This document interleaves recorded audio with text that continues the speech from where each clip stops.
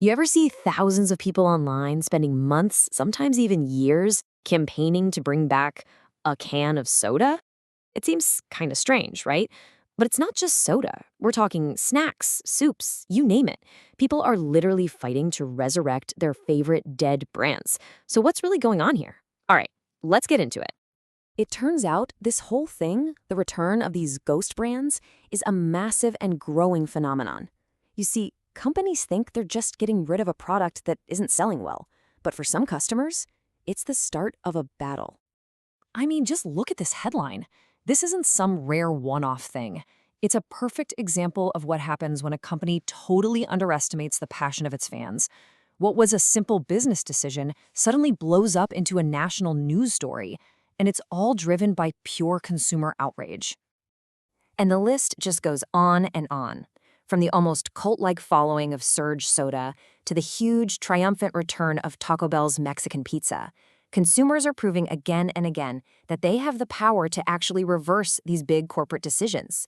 These aren't just products, they're cultural icons that people refuse to let go of. So, this is the big question, isn't it? I mean, it's one thing to be bummed out that your favorite snack is gone. It's a whole other thing to join a Facebook group, sign petitions, and organize an entire campaign to bring it back. So what's the psychological trigger that actually flips that switch? Well, the first major clue is this really deep emotional connection we have to the past. It's not just about how the product tastes or what it does, it's about what it represents. And researchers, they have a specific name for this exact feeling.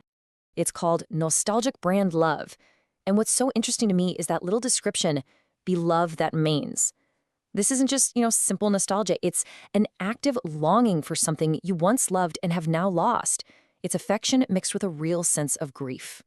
And this feeling, it's really a cocktail of two super powerful ingredients. So first, you've got brand love, this genuine belief that this product is just perfect for you. But then you mix in brand nostalgia, and that's the way the product acts like a key, unlocking all these happy memories from your past. Maybe it's late-night video games with your friends fueled by that one specific cool green soda. So here's the crucial point. When a company gets rid of a brand like this, they aren't just taking something off the shelf.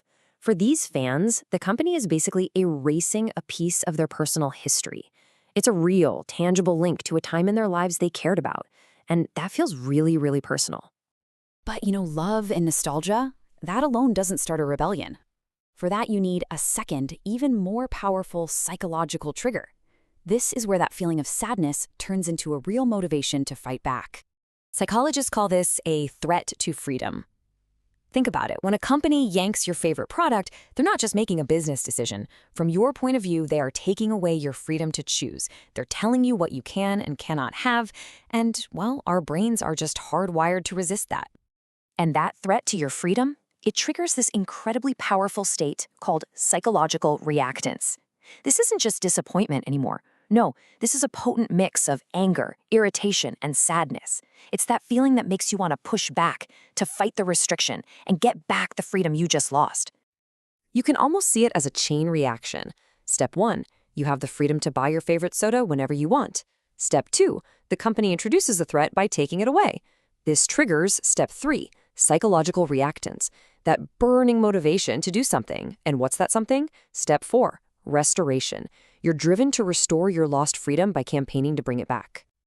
And look, this isn't just some vague theory. Research on actual brand resurrection movements found that these two things, nostalgic brand love and threat to freedom, they explained a whopping 73% of the psychological reactance that fans felt.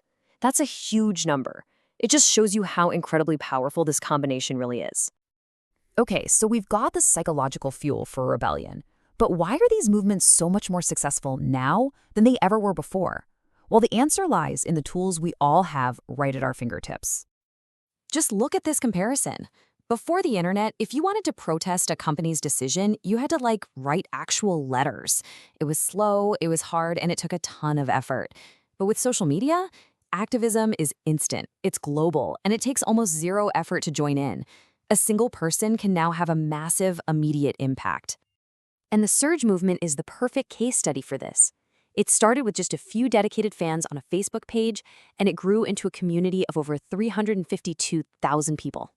They organized, they campaigned, and in the end, they forced Coca-Cola to do something it almost never does: bring a discontinued brand back to life, purely because the fans demanded it.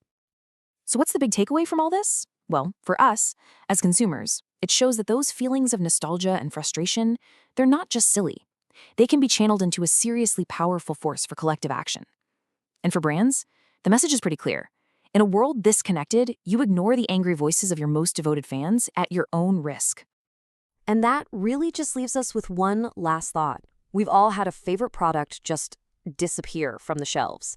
So now that you get the psychology behind these movements, think about it.